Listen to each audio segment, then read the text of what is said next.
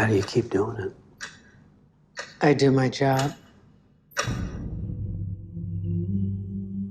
These next 24 hours are crucial. Anthony's defense attorney has already asked for a reprieve from the governor's office. You want to play this good guys and bad guys. And I'm one of the bad guys. I give these men respect. All the way through.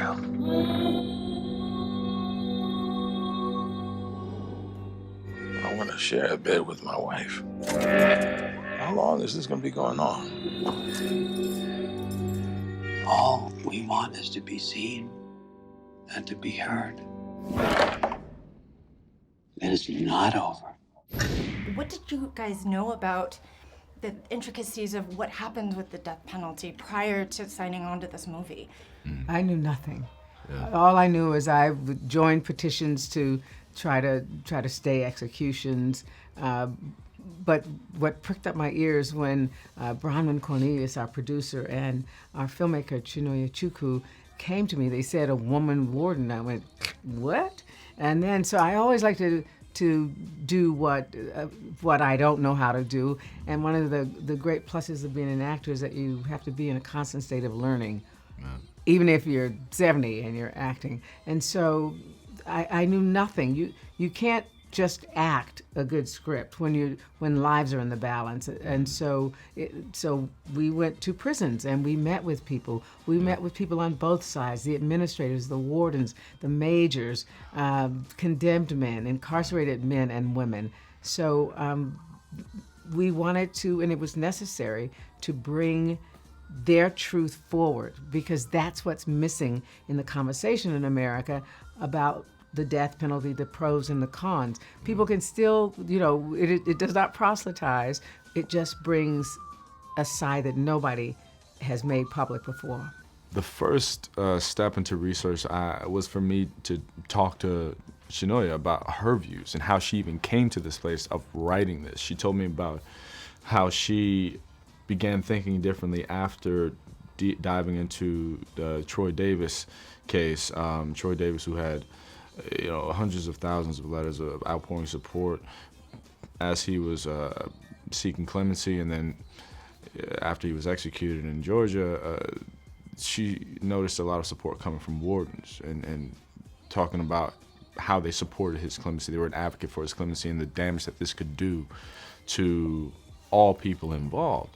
So she gave me a book on his story. I read that, went up to San Quentin. I interviewed and spoke to the men serving life sentences. It just really all informed my idea of who and what this kind of character could be. I saw how the men on death row were treated in isolation, and I just really wanted, from my experience, I wanted to give that sense of renewed vigor to the audience, because I felt like my character embodied the idea of hope as I saw from the men that were actually behind bars.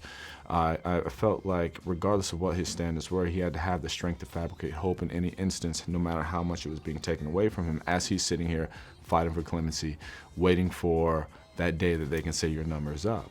And in terms of my conversation I wanted to have with the audience through this character was my sense of change, my personal change, came from a place of understanding the severity of judgment. Judgment where you'd have no place to judge. Judgment where in the place it should be empathy. I wanted people to engage and adopt more empathy. And I hope that with my character, and I was definitely given the opportunity to show that, and I hope that I executed that well in being able to share that desire for people to, just grow in empathy for one another. The two of you have been in this industry for so long. A little while.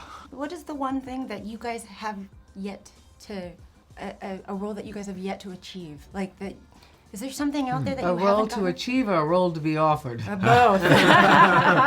So if you're listening, you know what I'm saying, you want to send your boy a couple, I really don't know on that one. I mean, for me, I am a woman of a certain age, and that age is over 60, over 65. And well, seasoned, girl. It's you well know, seasoned, you know what I'm saying? know where all the buttons are. So, but I want to, along with, you know, other women, I won't start naming all of my sister girls who are of age, but I want to keep working, but I don't want to be everybody's grandmother or auntie. I want to be how women are, how grown women are in the world. We are kicking ass, taking names in every department, whether it's in The Hague, whether it is the Library of Congress, whether you are a police officer, a teacher, having adventure.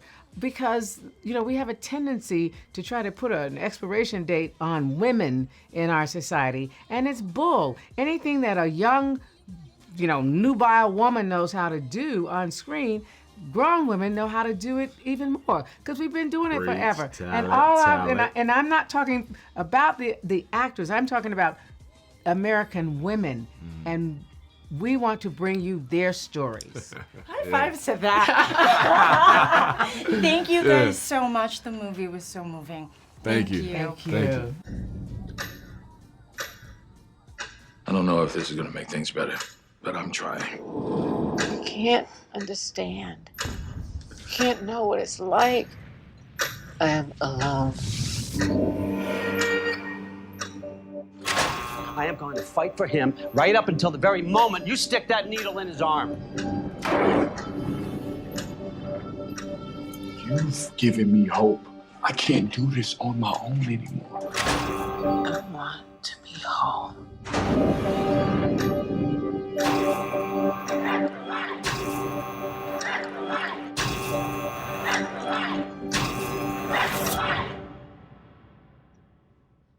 Warden,